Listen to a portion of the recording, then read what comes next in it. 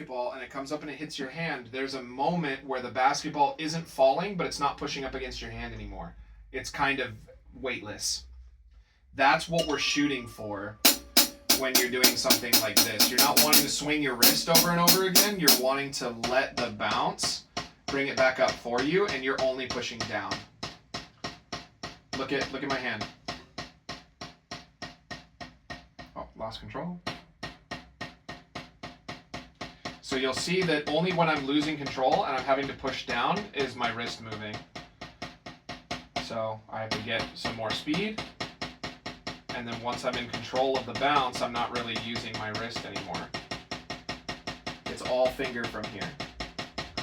Can you see the difference between that and this?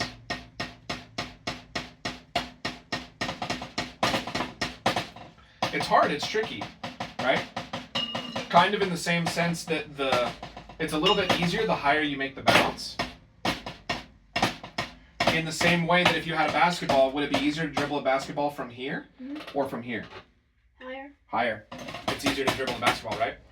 So this stuff is important. So it's good to check in every once in a while. I was doing doubles for years before I had a teacher that pointed out some bad habits that I had that then I went back and fixed and my speed went up. Okay? So it's always good to check in every once in a while. You know, your car's been running good for a long time, but sometimes you need to check anyway just because something maybe is about to go bad, right? So in this case, maybe you've got some bad habits or you've got some stuff that is going to make it harder for you to go faster in the future, and you can fix them, right? But you can't fix them unless you find them. So that was what it looked like to me, was when we were going slower,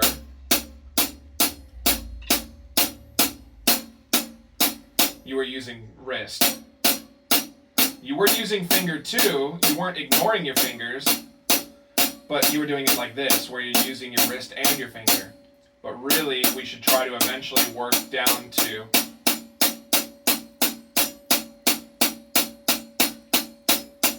Can you see how fluid that is? By not having to swing up, I'm saving time. That's why I can go so fast, is I'm not having to waste time by pulling my wrist up. Does that all make sense? Like, just trying to do that fast. Yeah. And so you can feel it. If you try to do that really fast, you're going to run into some problems. It's a lot harder to go fast. Yeah. And look at how tight your muscles are when you do that. Compared to. Yeah, as opposed to how much easier that is, right? So imagine if you could take what you're doing right now and make it even more relaxed and even more loose and even less wrist, you're going to get even more speed.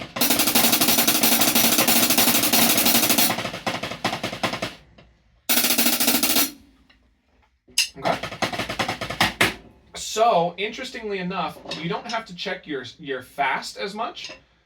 But I think you should spend some time doing some really slow doubles and trying to use as little wrist as possible after your first throw. And the helpful thing is Dad has it on video, so you can go back and watch it. There's a big difference between this and this.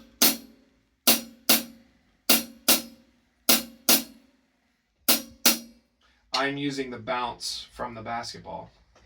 I'm letting gravity help me play faster. Like bounce from the baseball. A baseball bouncing? Yeah, I guess. It bounces up, so you follow the bounce. Yeah. Basically. Oh, like after it hits and you're in the outfield to catch the ball. If you're in the field, just it can bounce. Yeah, and then you can catch it off of the bounce. Yeah. Okay. Yeah. I was thinking you were dribbling a baseball. I'm like, I guess. But... Yeah, it doesn't work very well, but you can try.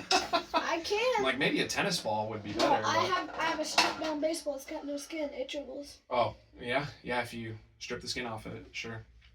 Okay. Is that making sense? Can we try a little bit? Let's try just a little bit, and then we'll jump into our jazz, okay? Yeah, that's going to happen a lot at first because you're going to have to find out how to gain control of it. So I like to still keep my fingers in contact with it instead of letting it go completely away from my fingers. That's how I'm able to kind of keep the stick from rolling around all over the place.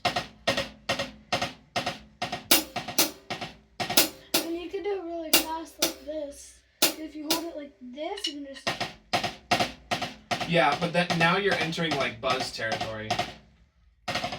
Yeah, because when you're wanting to buzz, that's when you pinch and you lock. Probably easy. Like I tend to, I hook my fingers around more too. So normally my fingers are here. When I'm buzzing, my fingers actually wrap around like underneath. That's See? it. Like Yeah, this I mean- instead of. I've always buzzed just like. So try a couple of those. Really slow, and you got to work on your control.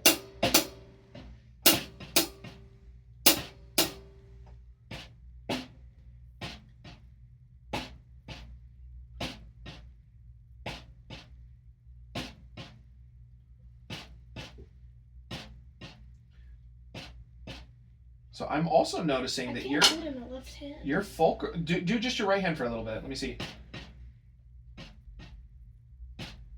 Now it looks different.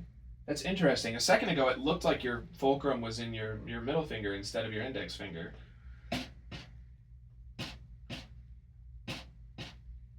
What feels more comfortable to you? Pinching here or pinching here? Let me see. Because I know of three major ones. I tend to pinch here. This tends to be where my fulcrum is. I've known people, in fact, the guy that I studied with before, Al, he told me to do here. Second finger. And then I've known people that do in the middle. They make like a triangle. But my fulcrum tends to be right about here. When I practice a I do lot, like this. when I practice a lot, this is where I get sore. Right here on my finger. Yes, same. I feel like I wrap and then I have this finger hooking it also. Yeah, so I guess that's what I should ask. Is can you think of the last time that you just practiced a whole bunch all at once? Did you get sore here or did you get sore here? Which finger? 100% here. Okay, so yeah, you're like me then. So your fulcrum is in your first finger.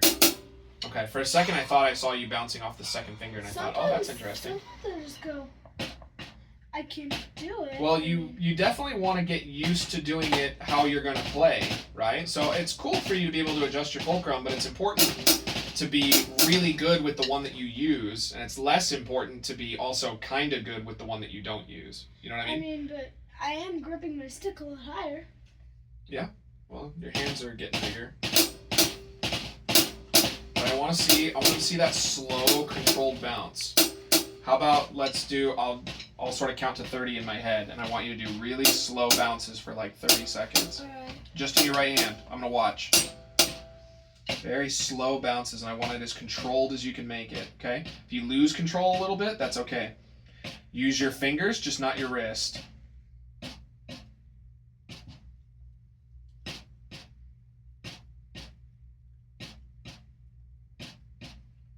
I'm supposed to be clear, you can use your wrist on the first strike, just not the second one.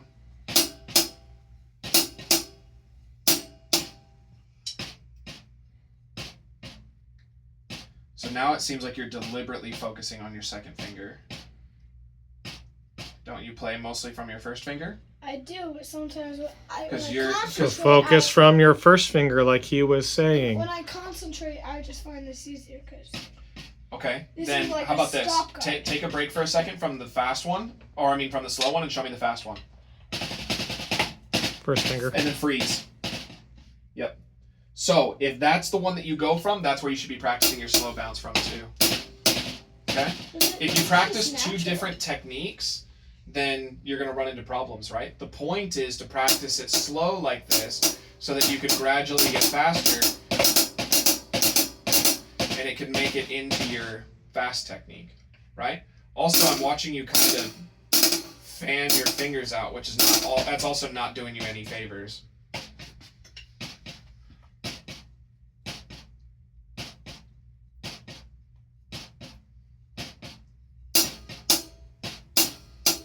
I remember the Moeller whip, right? Yeah.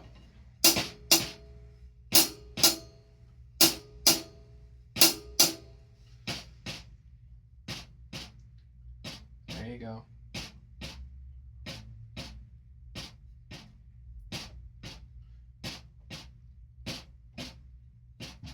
That happens. That's okay. That means that your grip is loose. So, the stick falling out of your hands, sometimes getting a weird kind of bounce. Sometimes it like kind of going to the side and skipping around. That's all as a result of you not having enough control. But that's why you practice it, so that you can get that control. Yeah, but like when I'm doing this, I just go. It's natural for me. That's what I'm used to doing. So be that as it may, it's important to do it from wherever you're going to play from, right? So even if it feels more natural to do it from your second finger for whatever reason, if you're playing most of the time from your index, then you need to practice it from your index because that's where you're going to play from. If you practice it a different way, then it will only benefit you if you're playing slow. It won't benefit you once you start speeding it up. When I speed up like medium tempo, I go to first. Yeah. My slow is just. Yeah. This is actually. So then, what that means to me is you're trying to compensate for your loss of control for going that slow. The slower you go, the harder it is to control. Yeah, and then this is just my control spot. When you're going really slow, you have to really let gravity do almost all of the work. I'm barely even pulling in with my fingers. I'm basically just letting gravity bounce it. So stop doing it off your middle finger.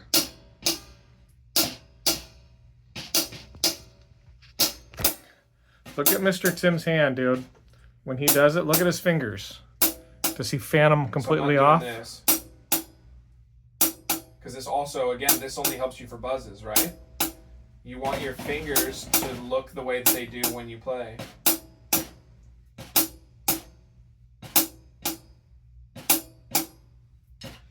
Yeah, the point of this exercise isn't to bore you, right? You don't think I would give you something just because I think it's boring and I want you to do it because I like making you do boring things, right?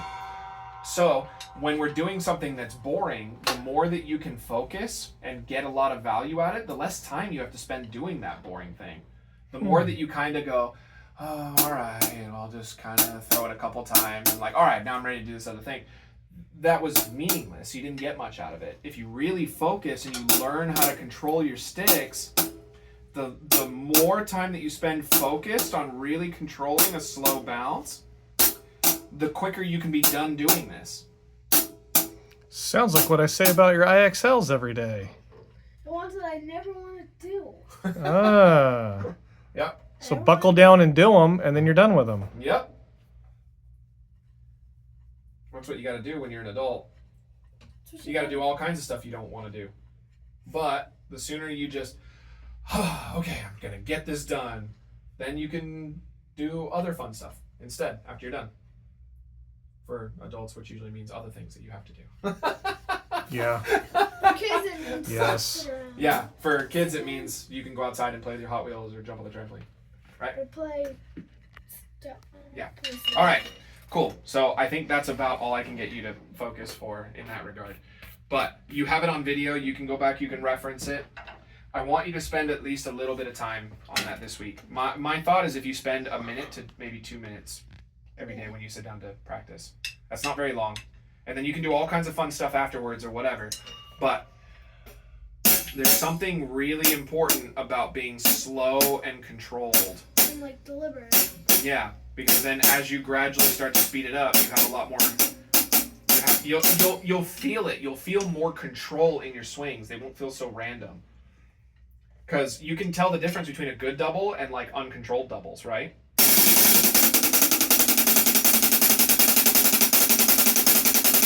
Were those controlled or not controlled? Controlled. They were controlled. Why? How could you tell? It was just. They were smoother. They sounded very close to being the same. Now, if I were to not control them,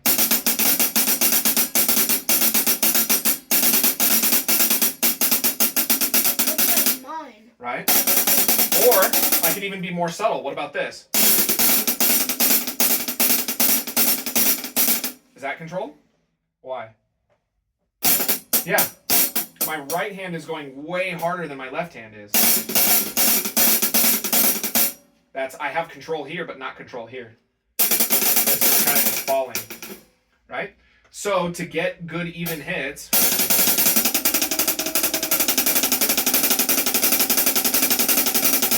it requires a lot of time just doing those things. And then, yeah, trying them at different speeds.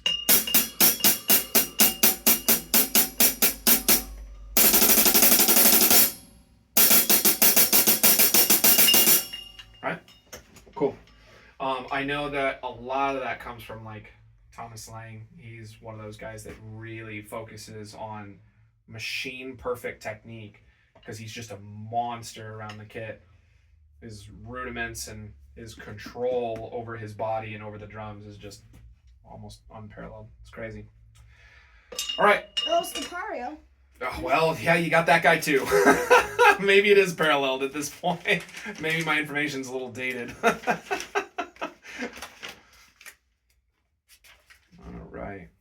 So we were working on... That was 6:20. Yeah, it's been a while, huh? That was the last time I wrote in here, but I don't think that was the last time I saw you. Yeah. You So had him I just working have- on July, August. the 4-bar Right now phrase. 8 something. So this is the And- first page of those, because there's a 4-measure phrase here, but there's only 2 of them at the bottom. Do we have another one that's 4-bar phrases in here? Yeah. I do. And it's like, He had him do that, and he also had him pick a groove and play it for 2 minutes the best sounding possible way he can I do do it. remember doing that. Sorry, it's been 3 weeks. I've been trying to think. it's not in there. See? Yeah, yeah. That's, So that's okay. I'll get you a copy of the other page. We'll work on it a little bit today, but we've got these ones. Okay? hey, I don't remember it. No, I don't. You Yes, I do. No, well, if you don't remember it, that's actually better, right? I don't. Good. Because if it's better, that means you get the experience of reading them again. So, sound out the letters the same way with a word that you can't read right away, right? So pick it into pieces. What's this piece? Bass snare. And then this is a piece, right? Doo-doo-ba, Well, crash, when you see this pattern, bark, crash. yeah, rough bark crash, okay. 2, 3, snare, bass with a crash, good. And then, ba, Mm. doo-doo-ba, This is an extended one. What is that note on? and 1, Uh-huh. 2. Not and- quite, because and that's a of quarter 2, note. and Yeah. of 2, and doo-doo-ba. So Where is that? that's and Is it on 3? and of 3 And a 3, good. and of 4. Yeah, 1 and. Rough bark, bark, bark, crash. Right? Because they're all upbeats. Bark, Bzz, bark, bzz, bark, bzz, bark. bzz. Bark, And then bark, once you get there, you're home free, right? rough 2, bark, 3, bark, 4, bark, boom. crash. Rough bark, bark, bark, crash. Yep. Bark, bark, bark, bark, crash. Mhm. And then So the rough is on the rest. Rough, bark, bark, bark, crash. And then bop, boom, bop, rum. And you're all done, right? You can break it down into the same as if you didn't know how to read that word, you could sound out the letters and you could figure out how to say it, right? We're doing the same thing. Learning new languages is tough. So, do you want to work it out slowly on your own, or do you want me to put a med on right away? metronome. Okie doke. Also, may I please have some water because I'm thirsty and I didn't bring mine. After. Yeah, I'd have to go dig out a water bottle somewhere. I don't. After, Bubba. If I had something to just give you right now, I would. Okay. Sure, 120. Is that you happy with that? I know that usually we go somewhere between 120 and 135 is usually what we jump around to. So do you want to start at 120 first? So what always helps me with these things is I try to run the rhythm in my head first, or even out loud. Boom, bop, rough bark, crash, bop, gzz, bop, bop, bop, gzz, boom, bop, rum. Right? It's gonna get in the way of your reading. No. Big hair like right in front of your eye.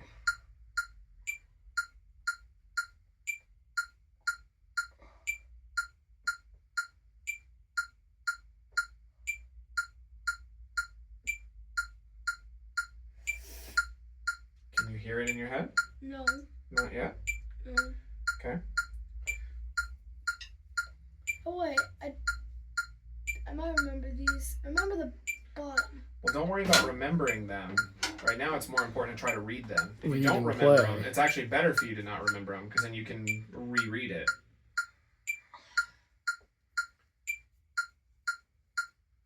Do you want to try to sing it along with me? I just don't get it. Okay. I bet you if you started playing. So the that's drums, you'd get it. no. Mine just confuses me. So further. that's no problem. I like to sound it out in my head too before I play it. That's fine. It just So where is it falling apart for you? right there. The beginning? I can't go through it like together. It just smashes together and it jumbles. Okay. Let's go one letter at a time. We already did it, but we Yeah. can go over it again. So hear that in your head. Boom bop. Rough bark crash. Rat zzz, bzz, right? Boom bop rat bzz, bzz, Mm. right? Then it's just snare crash. Boom bop rat bzz, bzz, that crash. You want to try just that part? Hold on. Let me show you.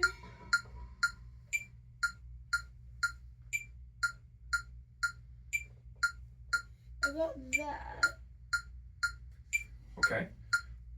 How about run that one time, just so you can lock it in.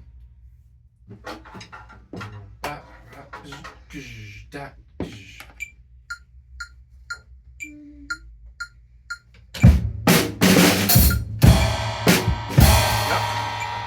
Yep, that's correct. So now, on the other ones. Dat, dum, dat, rum.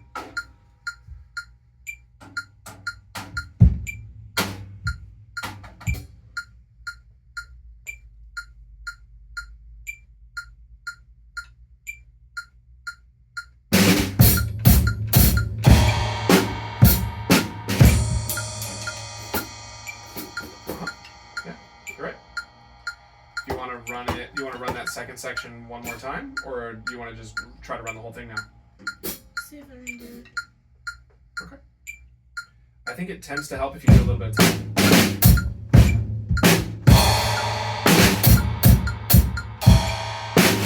Way to finish. Yeah. Got a little dicey in there because I think you missed a bark or something, and it kind of threw everything off. But you still hung in there and you finished. Good. This time, can you give me some time up front first?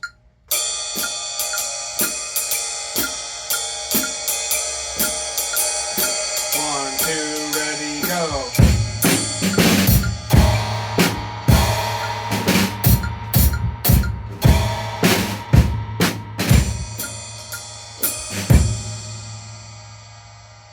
Not so bad, right?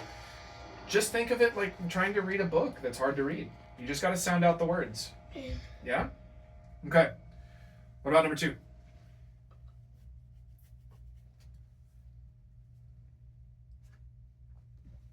Oh, just wondering. This was not the doobie, just the straight doobie boss, right? There's a small trick to it. What is that? Actually, So- I don't think. The first part's no big deal, right? Actually, I haven't. What's the first part?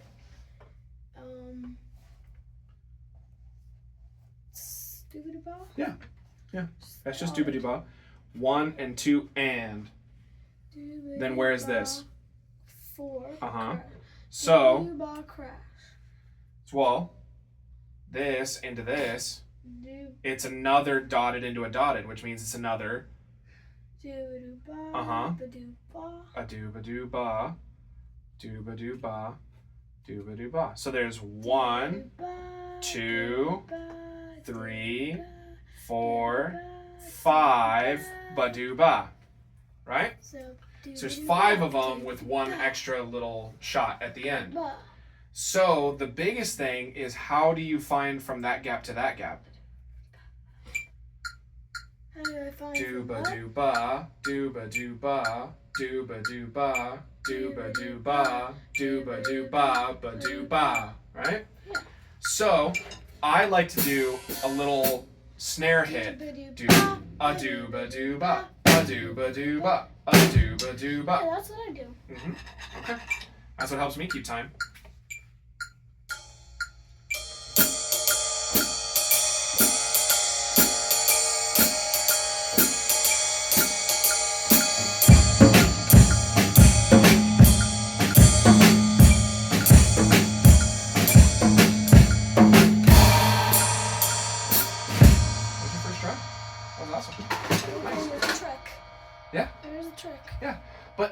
But here's the thing about that, right? Is you're like, oh, there's a trick to it. The only thing about the trick is just helping you read it.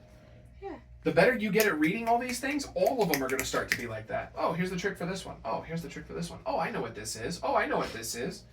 You're going to start to recognize all of them, right? That's going to be the exciting part. Is then when I can start putting charts in front of you and you can just read them. That's when it's going to be fun. I was in the same boat. I had people telling me that I needed to learn how to play jazz, and I didn't want to do it. That was why I gave up on the saxophone and started playing drums, because I didn't want to do jazz. And they're like, hey, guess what? You got to do jazz anyway. I'm like, oh, dang it. And I hated it, and I had teachers that were mean. Why didn't you just go to the guitar?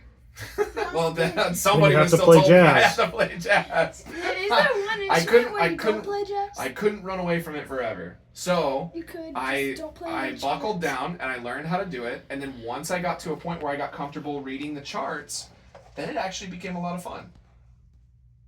Yeah? So, it's tough at first. You love reading books, right? Yes. Yeah. But you had to learn how to read first. And learning how to read itself isn't really the fun part. It's reading all the books once you already know how to read, right? Mm-hmm. Yep. So that's what we're looking at. Think of all the times you got done practicing as a young kiddo and were crying because you couldn't get one of your grooves. Yeah, I was crying because I was mad because every time I'd get it wrong, I'd just be sad and you'd be like, all right, try it again. Keep doing it. And I'd be like, I want a moment to rest. You had moments to rest. You cried for like 5 to 10 minutes each time. Yeah.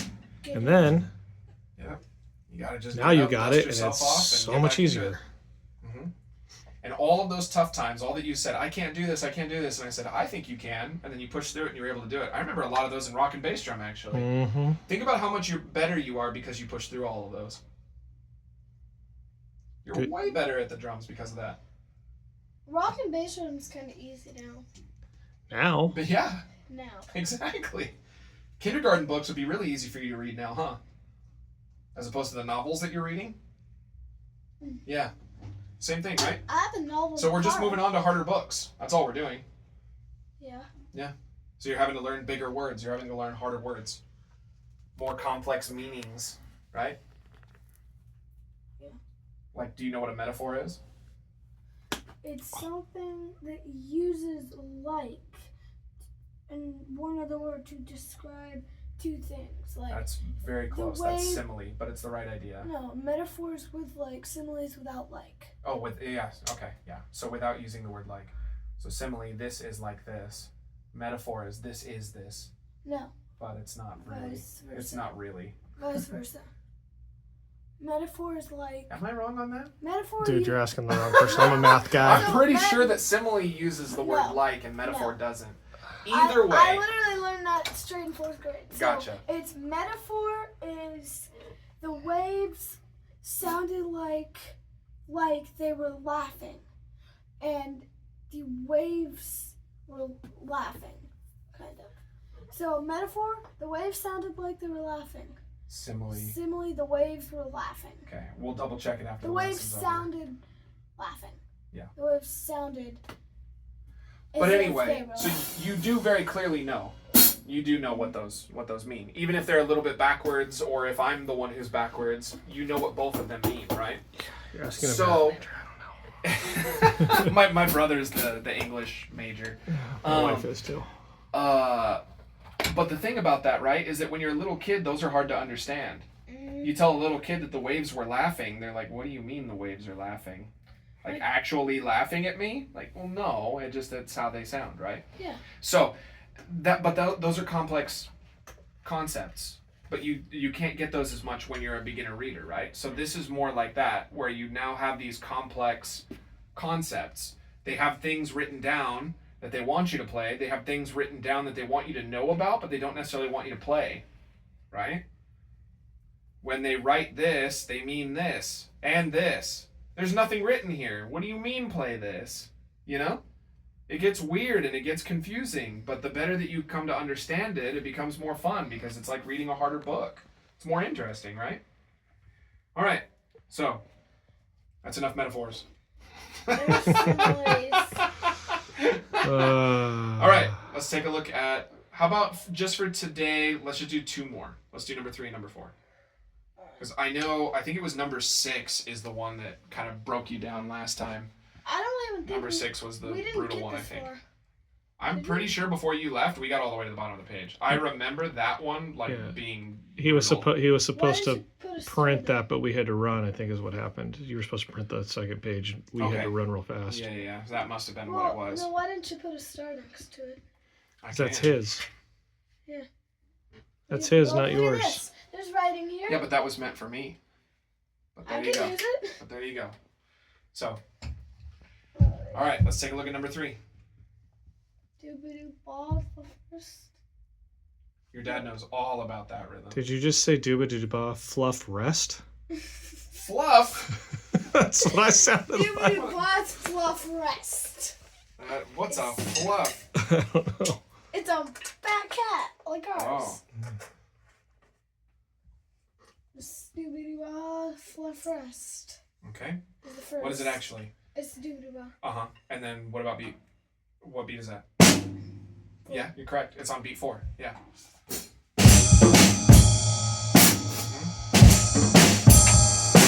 Mhm. Dotted quarter. Oh, the Ryan rhythm. The Ryan rhythm. Okay. Easy, right? What about measure 2? Break it into 2 pieces. What is that?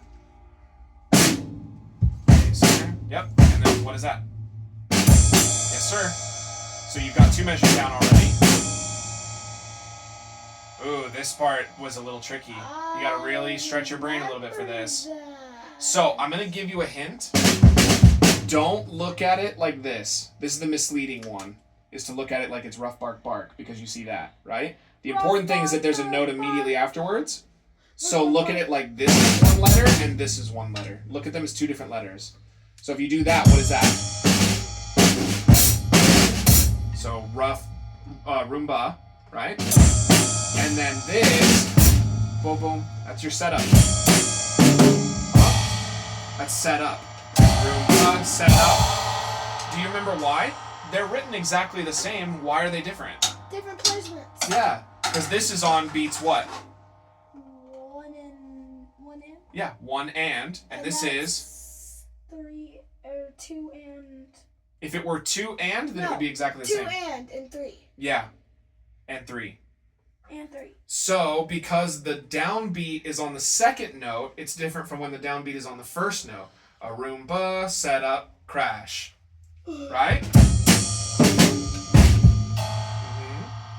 Then you hold it through beat 1, and then beat 2 and beat 3. Wanna give it a shot?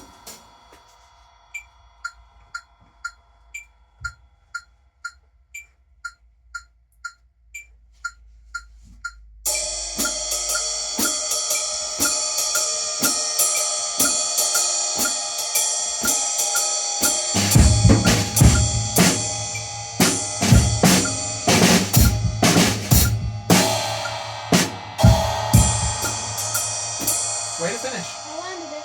Good. Good. Right? Making mistakes is not bad. You just gotta learn from them, right?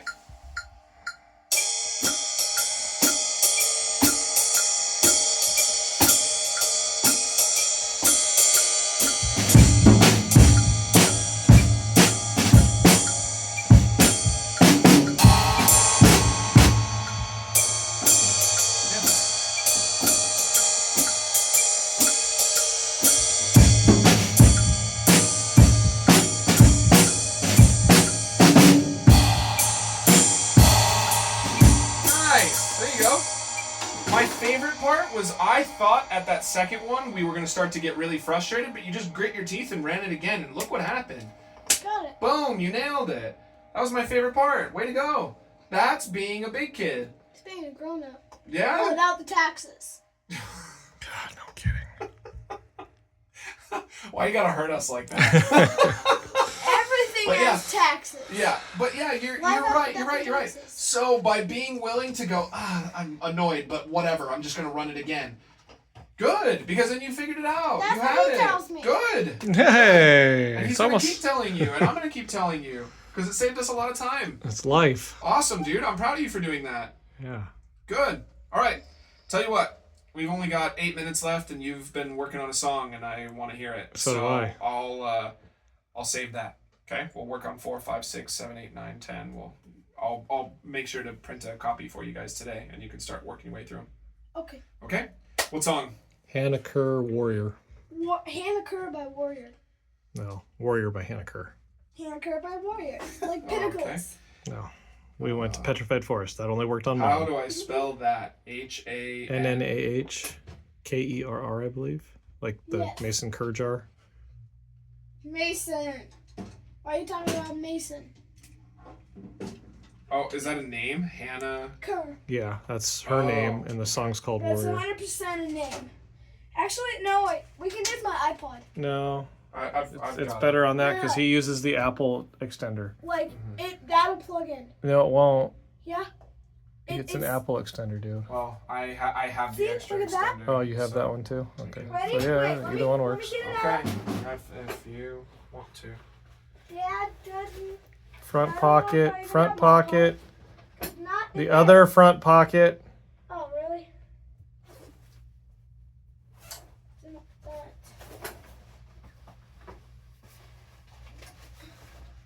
You got it far in. Let's put it in the little webbing so it wouldn't disappear. Because I know how you when things disappear.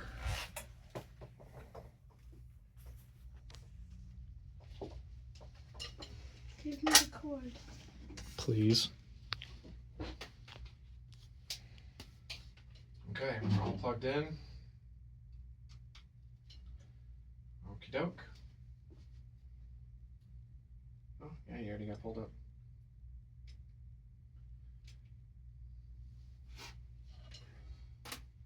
Want me to play it? Yeah.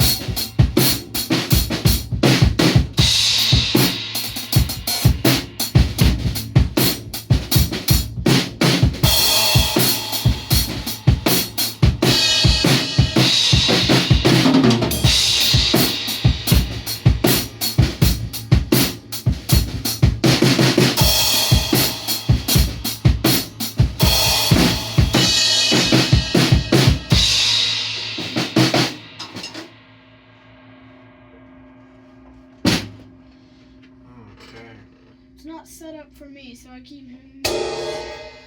You're sitting So, low. the bummer for me with that is that I just like had almost no. I tried to turn the volume up, Sorry, and it it's was. locked. I can't remember my password.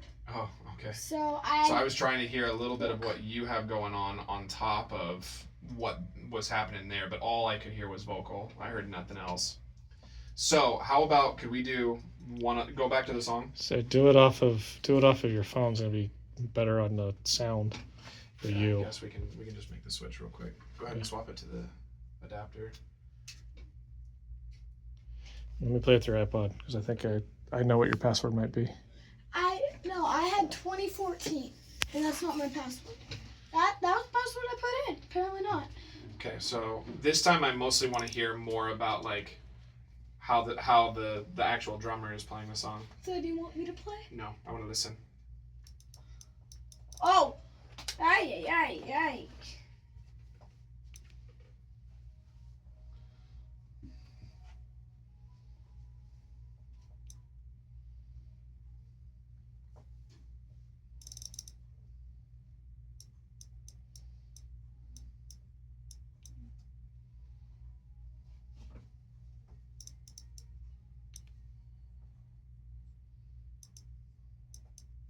Yeah, see now I can hear all the little pieces that you were copying.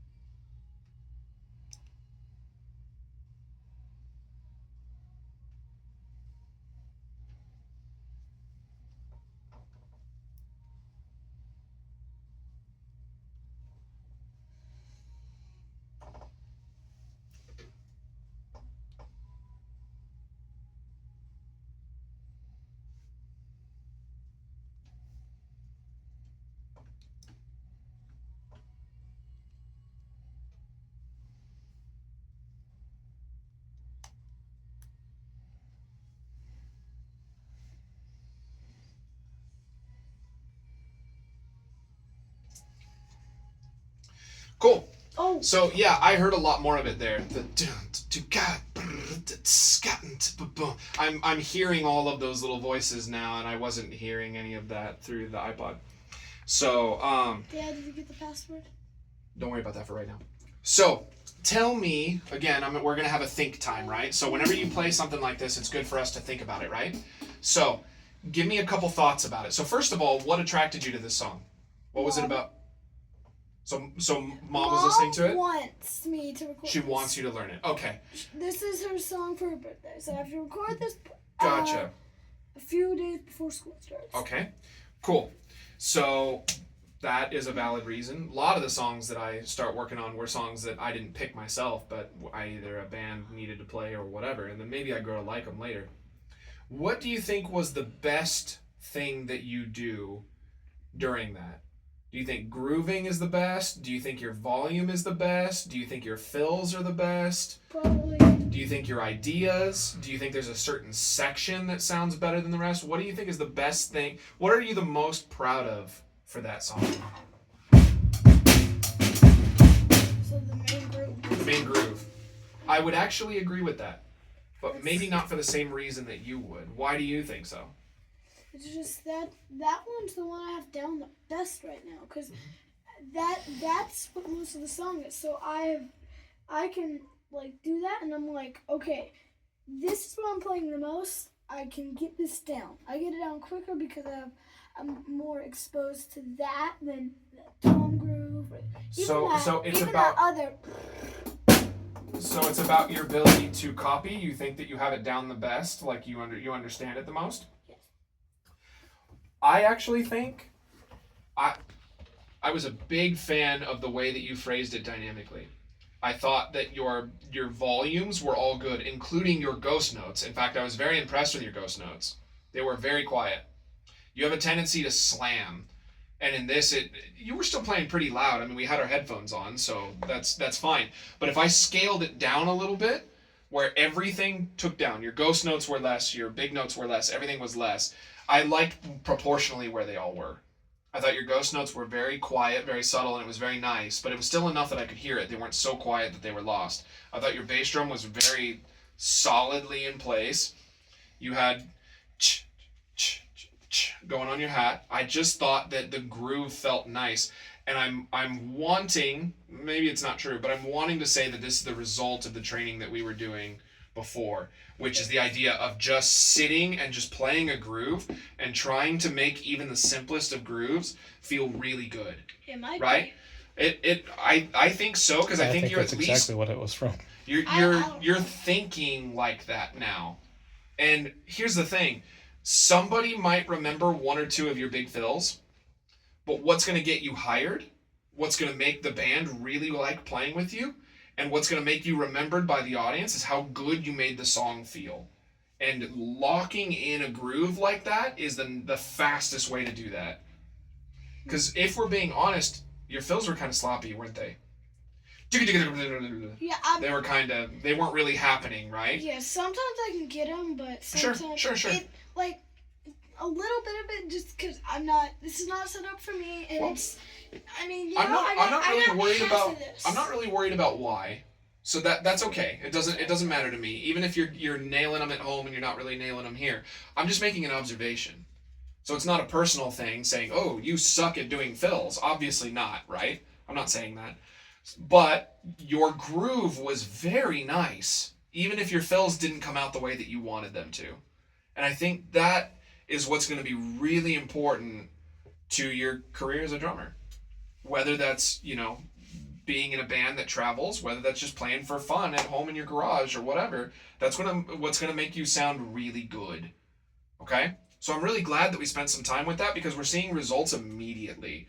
We're immediately seeing results that your groove is just really locking in. It's a huge difference. Let's watch. Check this out. Swap.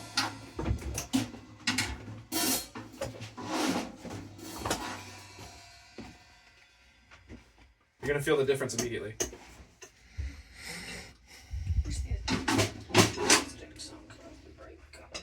And I'm going to try to be fairly subtle about it, but you spend so long practicing how to make a groove feel tight, it's kind of weird to undo all of that training. Take right. years off of playing guitar and it happens naturally.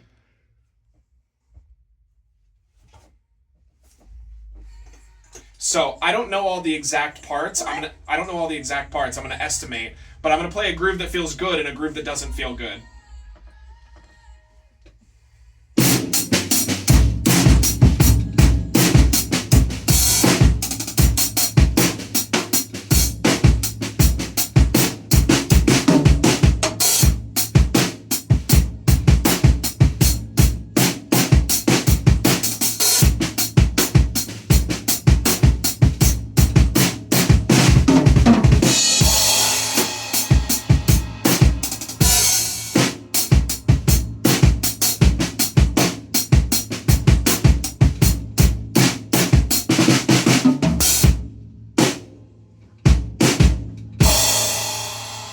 Okay? What do you think? Good. Felt pretty good? Yeah. Okay.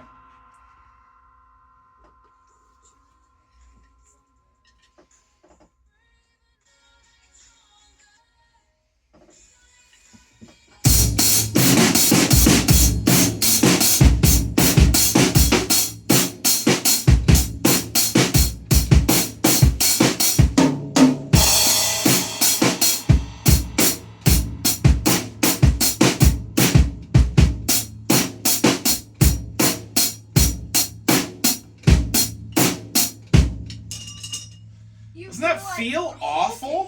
It was like... It feels I can see your face like, how do I hit the slow down on the kick drum? Like, I gotta be late. It's not, you can see it. You have I to was think trying about to it. just be barely too far, like too deep. Like, it was halting. Yeah, Like, it's like bothering you. There was one time where I genuinely, I was trying so hard to sound annoying that I made a mistake, but ignoring the mistake, right? It just doesn't feel good. I didn't even hear the mistake. You were too focused on everything else because it just felt terrible. What was it? I at some point I like missed a downbeat or something. I don't remember what it was, but whatever the case, it makes a huge difference. When the groove is tight, you can't help but like want to move.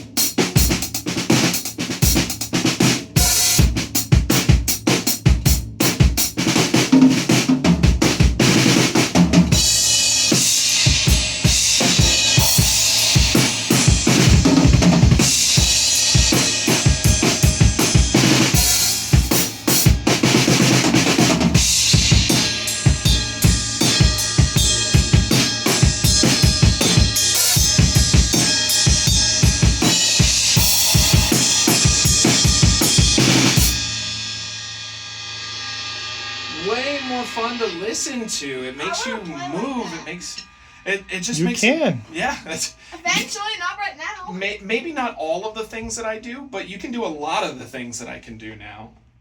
I hear them. In fact, when I heard you playing on that Sunday, it was like, I do that. Oh, I do that. On the stealing video. Oh, you yeah, said I could. good. Do it more. Do it more. It was like that, just buzz ghost note, like. Yeah, they're nice. But That's something that's there's those ghost notes help a lot.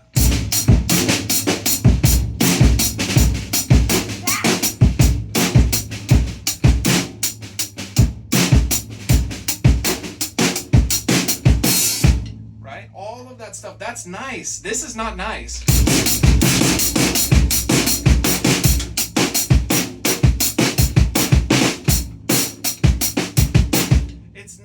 It's too much. It's like bam, bam, bam, bam. It's too. Sounds like a computer recording it. Even though what I did the second time was more complicated, it sounded annoying, right? It's not proportioned right. Yeah. So all that to say, if you want to keep working on just making a groove feel good, it's paying off. You're seeing results already. You were running through it, and it's like, I can't hear anything that's going on in this band, but just listening, all I have is her voice and your groove, and it's like, you're making me want to move. And if you're making me want to move, it means that your groove is good. I'm not going to want to kind of bob my head or anything like that if your groove sucks. It's just not, it's not going to happen. It doesn't happen. It's physics. Yeah, I got something like that. It's rules of theory. I don't know.